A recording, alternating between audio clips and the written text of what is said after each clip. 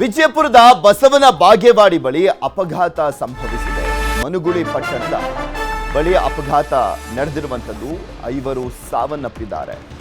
ವಿಜಯಪುರದ ಬಸವನ ಬಾಗೇವಾಡಿ ಬಳಿ ಅಪಘಾತ ಸಂಭವಿಸಿರುವಂಥದ್ದು, ಮನುಗುಳಿ ಪಟ್ಟಣದ ಬಳಿ ಅಪಘಾತ ಸಂಭವಿಸಿ 5 ಸಾವನ್ನಪ್ಪಿದ್ದಾರೆ. ಕಂಟೈನರ್, ಸ್ಕಾರ್ಪಿಯೋ ಹಾಗೂ ಖಾಸಗಿ ಬಸ್ ಮಧ್ಯೆ ಈ ಡಿಕ್ಕಿ ಸಂಭವಿಸಿದೆ. ಸ್ಕಾರ್ಪಿಯೋದಲ್ಲಿದ್ದಂಥ 4 ಹಾಗೂ ಬಸ್ನಲ್ಲಿದ್ದಂಥ 1 ಸಾವನ್ನಪ್ಪಿದ್ದಾರೆ.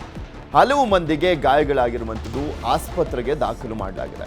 ಮನುಗುಳಿ ಪೊಲೀಸರಿಂದ ಹೈವೇನಲ್ಲೇ ಪರಿಶೀಲನೆಯನ್ನ ಮಾಡಲಾಗ್ತಾ ಇದೆ. ಒಂದು ಘಟನೆ ನಡೆದಿರುವಂಥದ್ದು ವಿಜಯಪುರದ ಬಸವನ ಬಾಗೇವಾಡಿ ಬಳಿ. ಟೋಟಲಿ 5 ಸಾವನ್ನಪ್ಪಿದ್ದಾರೆ. ಮನುಗುಳಿ ಪಟ್ಟಣದ ಬಳಿ ಈ ಅಪಘಾತ ಸಂಭವಿಸಿದೆ. ಕಂಟೈನರ್ ಮತ್ತು ಸ್ಕಾರ್ಪಿಯೋ ಹಾಗೆ ಖಾಸಗಿ ಬಸ್ ನಡುವೆ ಈ ಅಪಘಾತ ನಡೆದಿದೆ. ಸರಣಿ ಅಪಘಾತ.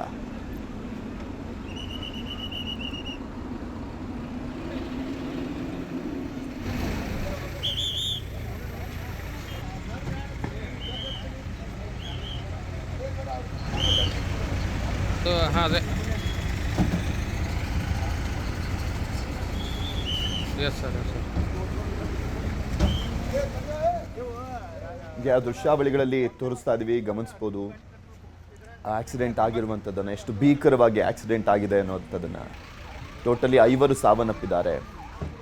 ಇದು ಖಾಸಗಿ ಬಸ್, VRL ಬಸ್ ಹಾಗೆ ಸ್ಕಾರ್ಪಿಯೋ ಮತ್ತು ಕಂಟೈನರ್ ನಡುವೆ ನಡೆದಿರುವಂಥ ಒಂದು ಅಪಘಾತ ಇದು. ಬಸ್ನಲ್ಲಿದ್ದಂಥವ್ರೊಬ್ಬರು, ಸ್ಕಾರ್ಪಿಯೋದಲ್ಲಿದ್ದಂಥ 3. ಏರ್ ಬ್ಯಾಗ್ ಕೂಡ ಓಪನ್ ಆಗಿದೆ.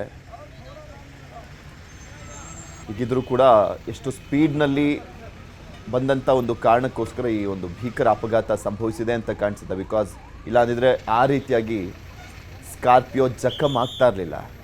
ಹೈವೇ ಅಂತ ಬಂದಾಗ ಸಹಜವಾಗಿ ತುಂಬ ಸ್ಪೀಡಲ್ಲೇ ಇರ್ತಾರೆ.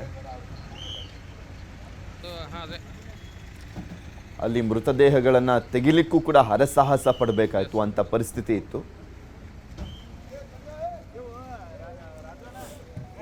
ಇದ್ರ ಬಗ್ಗೆ ಇನ್ನಷ್ಟು ಮಾಹಿತಿಯನ್ನು ಕೊಡ್ತಾ ಹೋಗ್ತಾರೆ ನಮ್ಮ ಪ್ರತಿನಿಧಿ ಗುರುರಾಜ್. ನಮ್ಮ ಜೊತೆ ದೂರವಾಣಿ ಸಂಪರ್ಕದಲ್ಲಿ ಜಾಯ್ನ್ ಆಗಿದ್ದಾರೆ. ಗುರುರಾಜ್, ಹೇಗಾಗಿದ್ದು, ಎಷ್ಟೊತ್ತಿಗಾಗಿದ್ದು, ಈಗ ಗಾಯಗೊಂಡವರ ಪರಿಸ್ಥಿತಿ ಹೇಗಿದೆ, ಯಾವ ಊರಿನವರು ಸಾವನ್ನಪ್ಪಿದಂಥವರು?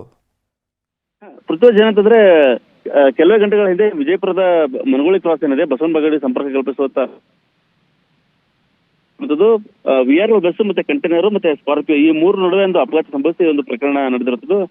ಸ್ಕಾರ್ಪಿಯೋದಲ್ಲಿರುವಂತಹ 5 ಮತ್ತೆ VRL ಬಸ್ ಇರುವಂತಹ ಒಟ್ಟು ಓರ್ವ ಸೇರಿ ಹೊರತು 5 ಜನ ಸಾವನ್ನಪ್ಪಿದ್ದಾರೆ.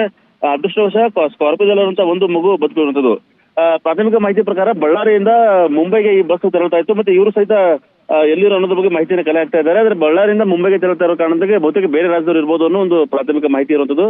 ಈಗ ಸ್ಥಳಕ್ಕೆ ಹಿರಿಯ ಅಧಿಕಾರಿಗಳು ಆಗಮಿಸ್ತಾ ಕಲೆ ಹಾಕ್ತಾ ಇರುವಂತದ್ದು. ಗಾಯಾಳುಗಳನ್ನು ಸಹಿತ ಈಗ ಸ್ಥಳೀಯ ಆಸ್ಪತ್ರೆಗೆ ದಾಖಲು ಮಾಡಲಾಗಿದೆ. ಹೆಚ್ಚಿನ ಚಿಕಿತ್ಸೆ ಅಗತ್ಯ ಇದ್ರೆ ಅವ್ರನ್ನ ವಿಜಯಪುರ ಆಸ್ಪತ್ರೆಗೆ ರವಾನೆ ಮಾಡುವ ಸಾಧ್ಯತೆ ಇರುವಂತದ್ದು. ಪೃಥ್ವಿರಾಜ್.